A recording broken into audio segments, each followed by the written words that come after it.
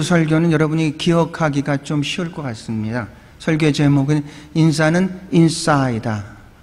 인싸라는 건 인사이더죠. 관계가 굉장히 어떤 공동체에서 좋은 사람, 그래서 행복하게 살아가는 사람을 이제 그 인싸라고 이렇게 하죠. 인싸의 시작은 이제 인사로부터 합니다. 인사는 상대방을 인정하고 존경하고 배려해주고 그런 마음을 가지고 상대방을 대할 때 이제 인사, 그것을 인사라고 합니다. 인사를 할 때는 언제나 눈을 마주 쳐야지 진정한 인사가 된다고 했습니다. 사람한테 인사를 잘 하는 것처럼 우리가 하나님한테 인사를 잘 할 때 우리는 인사를 넘어서 핫사가 됩니다. 하나님께 인사를 한다는 건 사실은 예배를 드리는 거죠.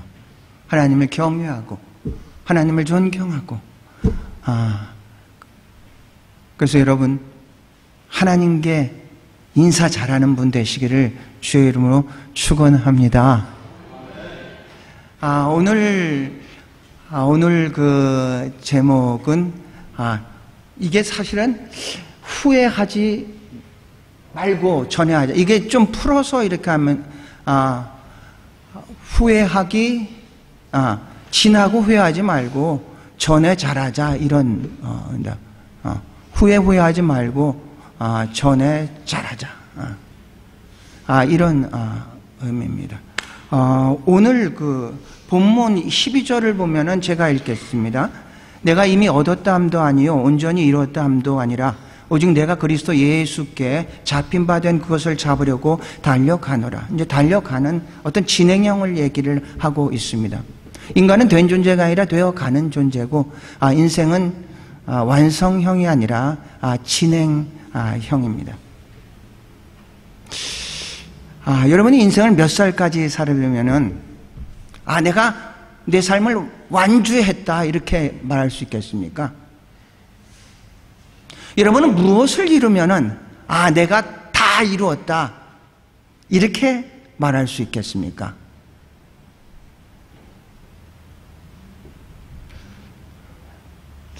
아무도 그럴 사람은 없습니다. 그럴 능력도 없고 자격도 없는 게 사실은 우리 인간이라는 얘기죠. 지난 주간에 어느 목사님의 장례 예배를 참석하고 지난달에는 아주 젊은 목사님의 소천을 해서 가고 또 지난 월요일 날 터키에 원래는 이제 그 2022년부터 터키의 국명을 바꿨습니다. 튀르키예라고. 터키는 우리가 형제 관계라고 한 이유가 원래 터키가 수당 시대 때 돌거리였습니다. 돌거리였고 고구려와 연합을 해서 이 수당을 막은 적도 있고 그리고 고구려가 멸망하면서 많은 이민들이 이 돌궐 쪽으로 이제 편입이 돼서 그 사람들은 계속해서 우리를 형제 국가라고 이렇게 생각을 하고 그래서 6.25 때도 미국과 영국 다음에 많은 병사들을 이제 파병을 한 그런 나라입니다. 튀르키예에서 지금 지진이 7.8, 7.5 계속해서 이제 여진이 발생해가지고 아주 역대 아주 가장 강력한 그런 지진이었고 또 피해들이 이제 굉장히 계속해서 많아지고 있습니다. 첫날에는 1,000명, 한 이틀 있다가 4,000명, 10,000명, 지금 20,000명이 넘는 그런 많은 이때 사상자들이 이제 발생을 하고 있고 계속해서 더 많아질 거라고 얘기를 이제 합니다. 발생된 지역은 우리가 성서를 통해서 잘 알고 있는 안디옥입니다. 최초에 이방인 교회가 세워졌었던 그 안디옥. 우리는 1년에 이런 사태를 보면서 장례식을 가든지 이런 사태를 보면서 어떤 사람들은 어떻게 이럴 수가 있느냐, 하나님이 계시면은 어떻게 이런 일이 있을 수가 있겠느냐, 그래서 하나님과 더 멀어지는 사람이 있는가 하면은 이런 사건을 보면서 인간의 한계를 깨닫고 전능하신 하나님을 더 의지할 수 있는 계기가 되는 사람들도 이제 있습니다. 인간의 생사화복과 역사의 흥망성쇠는 하나님의 주권 안에 있습니다. 우리가 만약에 결과 중심으로 산다면 내가 이런 일을 했고 이런 게 하고 그러면 내가 만족하겠다. 그러면 내가 행복하게 살겠다. 그런데 어느 날 갑자기 우리의 계획과 우리의 생각과 전혀 관계없는 사건을 통해서 우리가 바로 하나님 앞에 갈 때도 갈 수도 있다는 얘기죠. 우리는 그 목적을, 우리가 세워둔 그 목적을 향해서 열심히 다름질하다가 어느 날 갑자기 우리는 우리의 의도와 갑자기 이 세상을 마감할 때도 마감할 수 있다는 그런 얘기입니다. 그래서 내일을 위해서 오늘을 포기한다고 얘기를 한다면은 그것은 사실은 우리는 인생을 잘못 살아갑니다. 왜냐하면 내일은 반드시 오늘이 있기 때문에 가능하기 때문에 그렇습니다. 오늘 우리가 예배드리는 이 시간에 집중을 하고 감사할 수 있어야 되죠. 오늘의 시간 속을 삶 전체 여정 속에서 순간순간 우리는 기뻐할 수가 있어야 된다는 얘기입니다. 그래서 항상 기뻐하고 쉬지 말고 기도하고 범사에 감사하라. 이는 그리스도 예수 안에서 너희를 향하신 하나님의 뜻이라고 했습니다. 그렇게 살아가는 것이 하나님의 뜻이라는 얘기냐. 항상 쉬지 말고 범사에 삶 자체가 그렇게 가야 된다는 것을 이야기를 합니다. 우리가 얘기했던 우리의 삶의 모든 것들은 하나도 은혜가 아닌 것이 없다고 고백합니다. 모든 것들이 하나님의 은혜라는 얘기입니다. 지난 목요일 날 세계 선교사 중보기도에서 이 조영애 권사님이 아들인 박모세와 나와서 간증 설교를 했습니다. 박모세는 이제 찬양을 하는 사람인데 이 친구는 부른 찬양이 하나님의 은혜였습니다. 여러분 아십니까? 하나님의 은혜를 누가 불렀는지? 원래 하나님의 은혜는 박정호 씨가 불렀습니다. 박정호 씨가 몇 년 전에 여기 와서 이제 인터뷰를 했습니다. 우리가 생각하는 하나님의 은혜를 부를 때 만약에 그 사람이 정말로 모든 것들이 잘 풀려가지고 하나님의 은혜 그러면 사람들이 그래 너는 그래 다 잘 나가니까 다 은혜지. 근데 나는 그렇지 않지. 이렇게 반응할 수가 있겠죠. 우리가 생각하는 박정호 씨는 모든 것들이 서울대 음대를 하고 유학도 갔다 오고 지금은 한동대 교수로 이렇게 활동을 하고 그러면 그 사람이 모두가 다 그렇게 삶이 잘 풀려서 찬양할 때마다 하나님의 은혜는 나같이 이렇게 잘 살아서 하나님의 도움을 주셨고 은혜를 주신 건가 이렇게 착각할 수가 있고 우리는 그것을 너무나 당연하게 생각할 수가 있는데 인터뷰를 하다 보니까 그렇군. 이분이 간암에 걸렸습니다. 얼마나 심각했는지 이식을 하지 않으면 이제 바로 죽어야 되는 그런 상황에서 간이 좀 컸었던 것 같습니다. 간은 3분의 2 이상을 이게 이식을 하면 안 된다고 그러는데 이분이 간이 크다 보니까 다른 사람의 이제 간을 맞을 때 딸 둘이 있는데 딸 둘의 간이 다 맞았습니다. 그래서 의사가 당신 간이 사람 한 사람의 간 가지고 이식 가지고 안 되니까 두 사람이 필요할지 모르니까 딸 둘을 대기시킨 상태에서 수술이 시작됐습니다. 그러니까 의사도 딸 하나의 딸의 간을 가지고 가능한지 그걸 확신을 못 해가지고 이제 딸 둘을 다 대기시키고 시작이 됐고 간을 이식을 하는데 마침 막내딸이 먼저 했는데 간이 좀 컸다고 합니다. 그래가지고 그 간의 이식으로서 자기가 회복된 거에 대해서 이제 쭉 이야기를 합니다. 우린 그 얘기를 들으면 정말로 하나님의 은혜가 모든 것들이 잘 나가서 꼭 그런 것은 아니다 라는 것을 이제 어느 정도 감을 잡을 수 있을 텐데 이 박모세란 친구가 하나님의 은혜를 하는데 이 친구는 이런 친구입니다.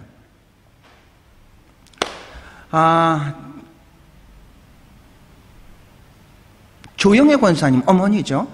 이분이 불교 신자였다가 크리스찬 남편을 만났는데 조건을 걸었다고 합니다. 내가 결혼을 하든 난 절대로 교회를 안 나간다. 그 조건이 술함 때문에 나는 결혼하지만 그렇지 않으면 못하겠다고 했을 때 좋다. 당신은 교회 안 나가도 된다. 그래서 결혼을 했는데 이 시어머니가 너무 신실한 크리스찬이었습니다. 그래서 이분은 아무 말씀도 안 하는데 너무 본받고 싶은 시어머니입니다. 시어머니한테 뭔가를 좀 해주고 싶은데 뭐를 어떻게 해야 될지 모를 정도로 그냥 삶 자체로서 이 며느리에게 본을 보여주는 그런 시어머니였습니다. 그래서 조영희 집사님이 그때는 집사님이 아니었죠.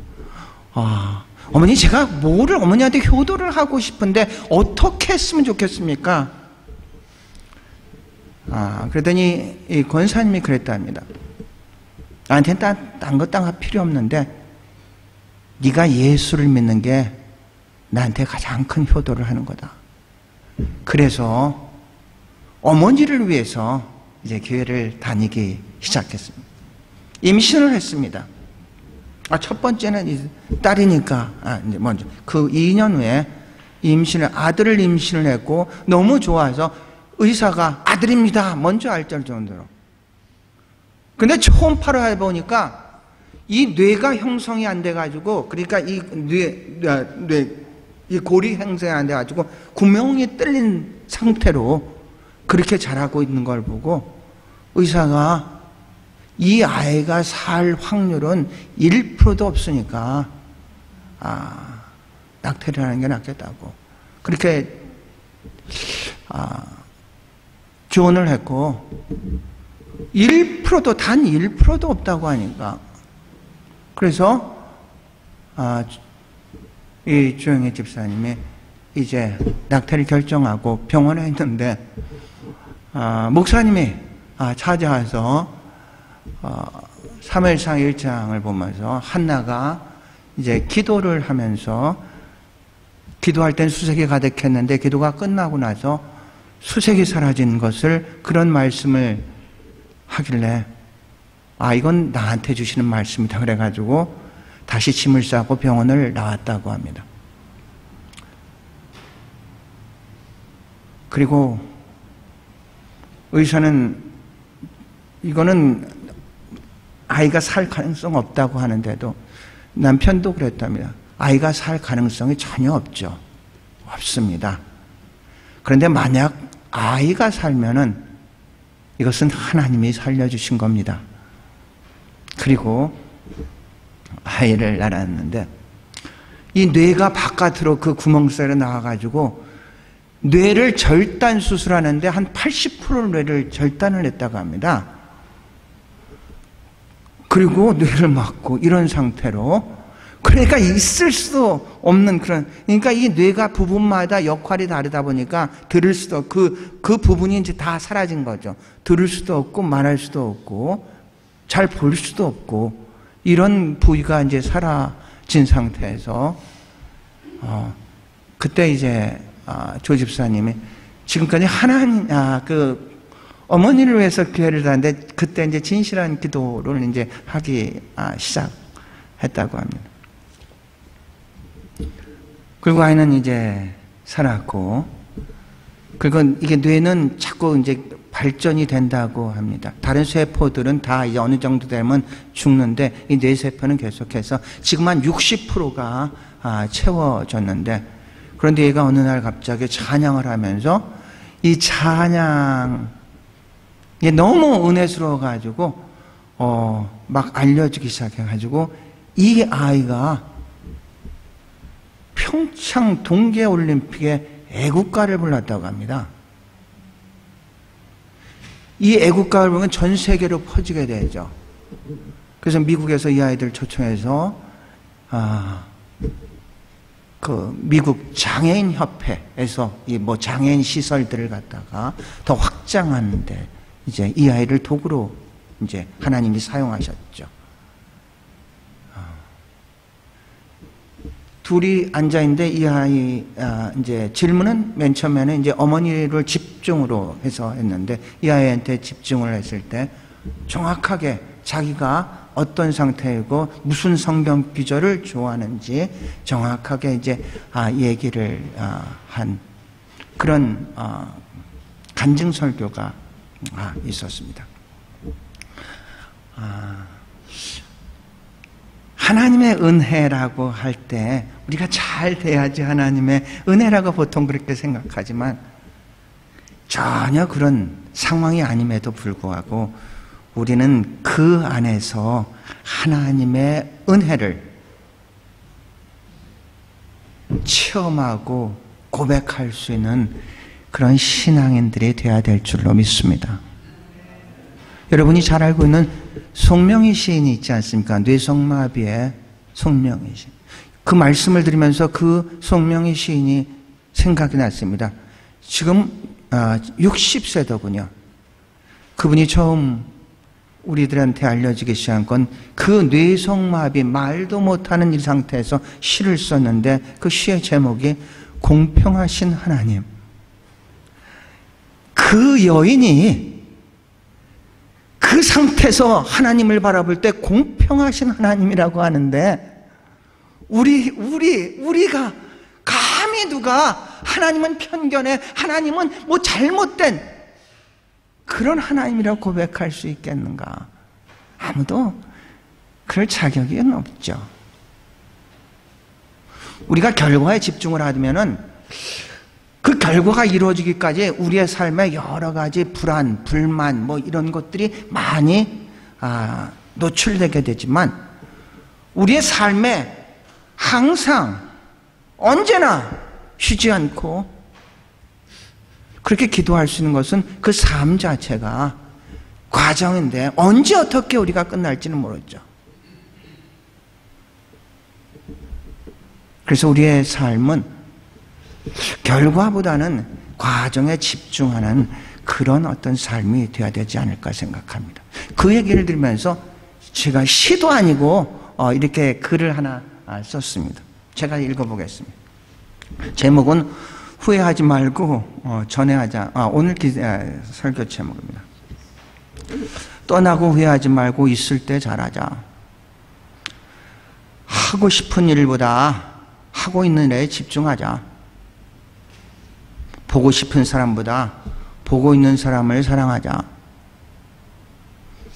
내일을 자랑하지 말고 오늘을 기뻐하자. 없는 것에 불평하지 말고 있는 것에 감사하자. 소문에 실망하지 말고 소망 중에 굳건히 서자. 여러분은 그러니까 이제 제가 1년에 그러니까 지난주에 있었던 걸 보면 이제 쓴 건데요. 여러분은 어떻게 공감하는 부분이 있어요? 어느 부분이 제일 공감합니까? 전혀 공감하는 부분이 없다는 얘기인가요? 근데 이거는 공감할 것 같아. 있을 때 잘합시다. 이제 애지가 다음 주에 가요. 보통 1년에 한 번씩 와서 한 달 정도 있다가 그때 이제 가는데 이번에는 이제 연구 기간도 2개월을 줘가지고 3개월을 있다가 이제 다음 주에 간다고 생각하니까 한 달 있었을 때 가는 것과 3달 있을 때 가는 거에 굉장히 이제 마음이 막 좀 이상해요.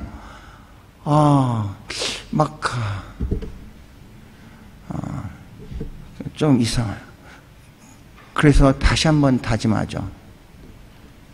있을 때 잘합시다. 여러분 옆에 분이랑 한번 인사해 보시죠. 있을 때 잘합시다.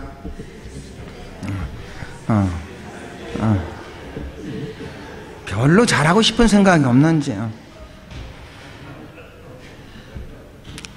두 번째 우리가 생각할 것은 이제 성장보다는 성숙에 좀 집중을 해야 될 것 같습니다. 성장은 외적인 변화를 얘기하고 성숙은 내적인 변화입니다. 성장은 양적인 변화를 얘기하고 성숙은 질적인 변화를 얘기하고 있습니다. 성장과 성숙에는 개인차가 있습니다. 발달이란 한 개인에게 전생에 거쳐서 일어나는 체계적인 연속성과 변화를 말합니다. 이를 연구하는 것이 발달 심리학입니다.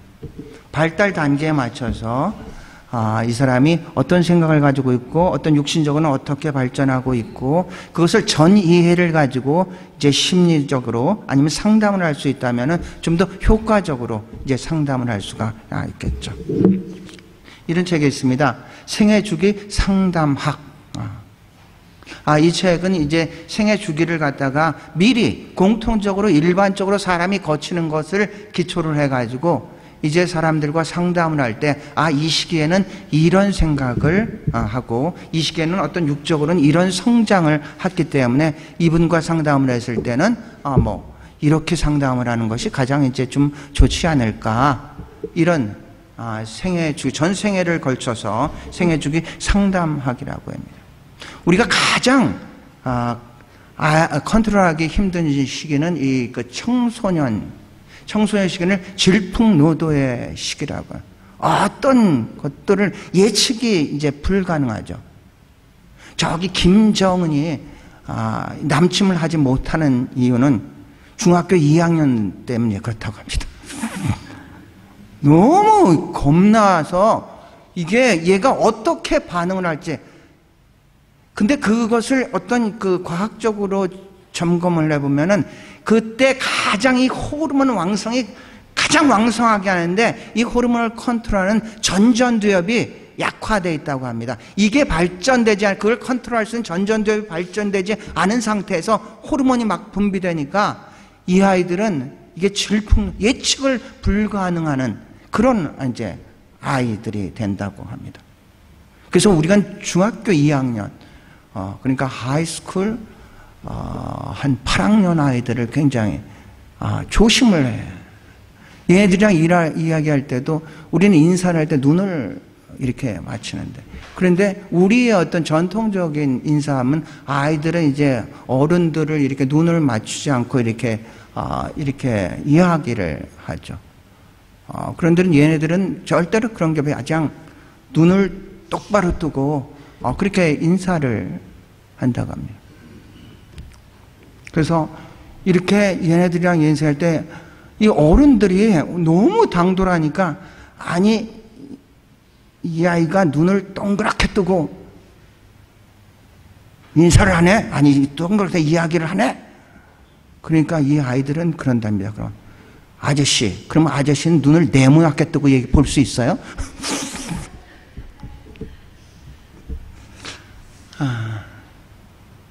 성장에는 한계가 있습니다.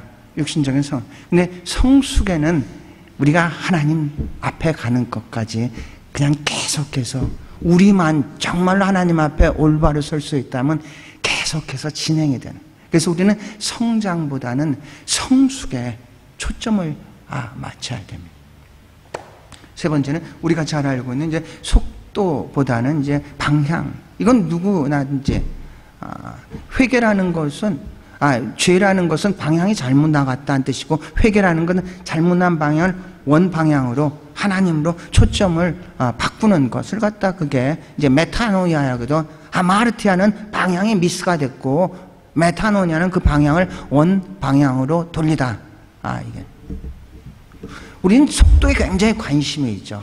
어떻게든지 빨리 남들보다 멀리 그렇게 가기 위해서 속도를 아주 중요시하고 그렇게 하루하루를 살아가는데, 그런데 만약에 방향이 잘못됐다면은 이게 간 만큼 달린 만큼 더 목적지에 멀어지게 되죠. 방향이 잘못되면 점점 더 멀어지게 되는 거예요. 그러니까 우리는 그런 말을 하죠. 이제 가다가 가지 않으면은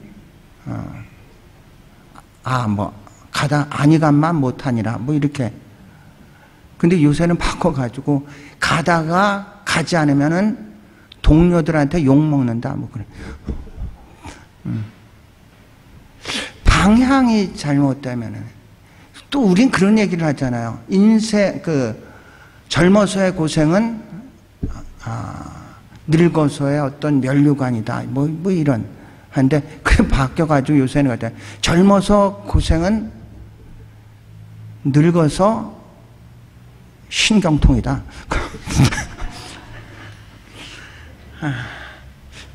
이게, 속도보다 이제 방향을, 이제 우리가 해를 한다면은 해를 향한 건 천천히 가더라도 언제나 그림자는 뒤에 있지만 해를 등지면 아무리 빨리 달려도 그림자는 언제나 이제 앞에 있는 것이죠.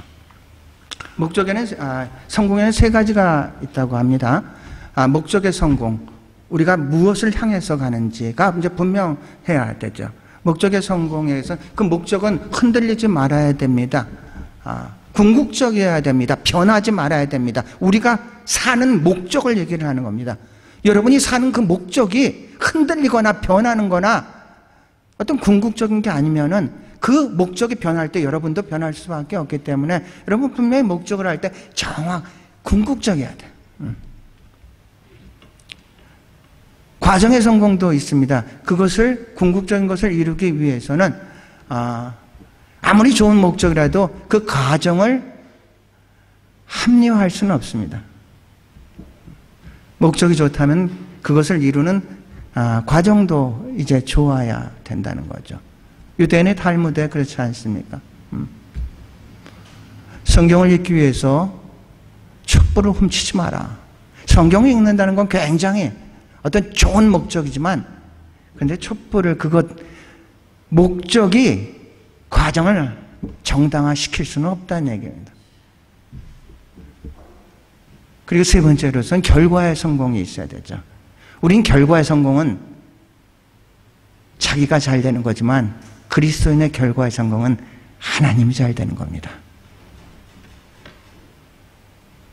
그래서 우리는 모두가 성공할 수도 있지만 모두가 또 실패할 수도 있습니다.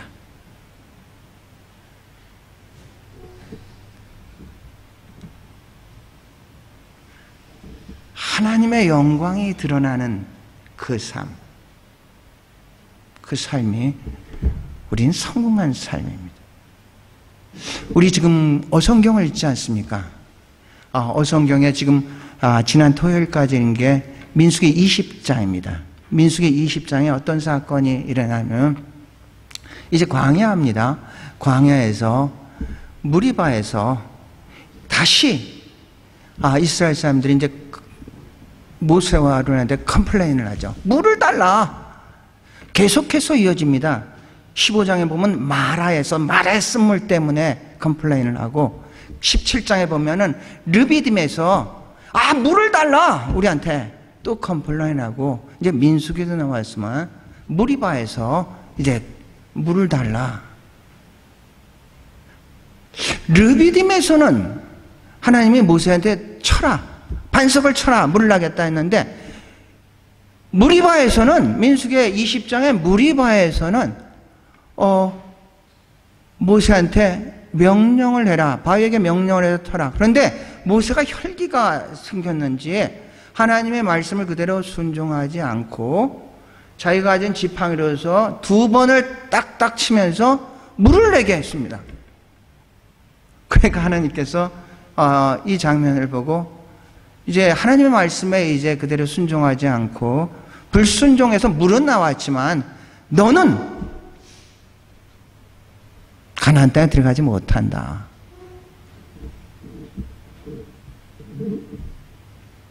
그리고 신명기로 넘어가서 신명기 3장에 보면은 성서에는 단 한 번뿐이 없지만 다른 문서를 보면은 모세가 몇 번씩이나 하나님께 간구합니다. 하나님, 저도 가나안 땅에 들어가게 해주세요.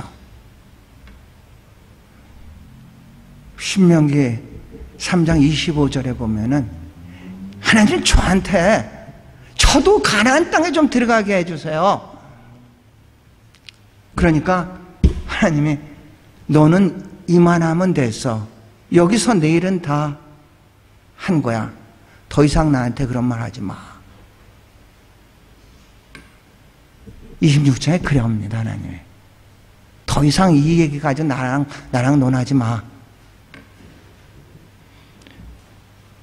그리고 오늘 여러분의 아침에 카톡에 보냈었던 그 느보산에서 모세는 무덤도 어딘지 모르지만 모든 거 눈도 밝았고 또 강한 그 체력을 갖고 있었지만 120살 때 이제 모든 삶을 마칩니다. 모세는 간절히 원했죠. 가나안 땅에 가. 마치 사도 바울이 고린도후서 12장에 자기의 육신의 가시를 놓고 하나님 앞에 계속 기도를 하면 3번씩이나 간절히 기도를 할 때 하나님이 그러죠. 내 은혜가 내게 좋게 내가 약한 중에 강하여 될 거야. 바울은 그 가시가 육신의 가시, 안질일 수도 있고 간질일 수도 있는데 그게 없으면 더 주의를 잘할 수 있을 거라고 생각했는데 하나님의 응답은 내 은혜가 내게 좋게 네가 약한 중에 강하여 될 거야. 네가 약함으로 나를 더 의지하기 때문에 너는 더 강하여질 거라는 얘기입니다.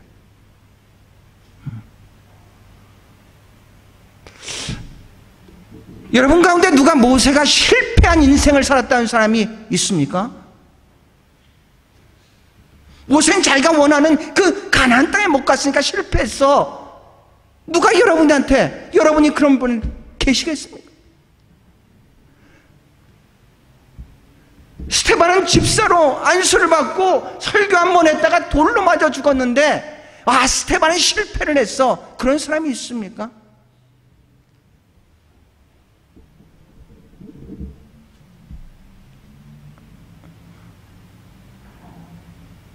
옥살이에서 했던 주기철 목사님, 정말로 그 젊은 나이에 돌아가셨으니까 실패했어. 이런 사람이 있습니까?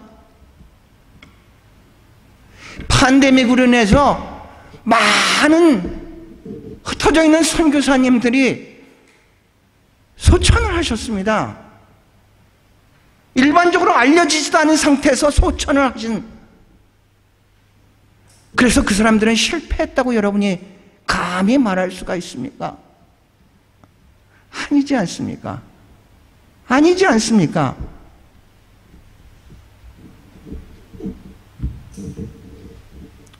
우린 잡힌 바 된 그 잡은 것을 향해서 계속해서 달려가는 그런 존재고, 인간의 생사와 역사의 흥망성쇠는 그분의 손에 있는 그런 존재들입니다.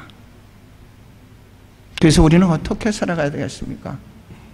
오늘을 살아갈 수 있으면 참 좋겠습니다. 예배를 드릴 때 이 예배에 집중할 수 있었으면 좋겠습니다. 여러분이 일을 할 때 일에 집중을 했으면 좋겠습니다. 그 삶이 연속이 될 때 어느 날 하나님께서 우리를 부르신다면은 착하고 충성된 종이었다고 그런 칭찬받는 삶을 오늘 살아갈 수 있기를 주임으로 축원합니다. 다 같이 일어나서 오늘 마지막 찬양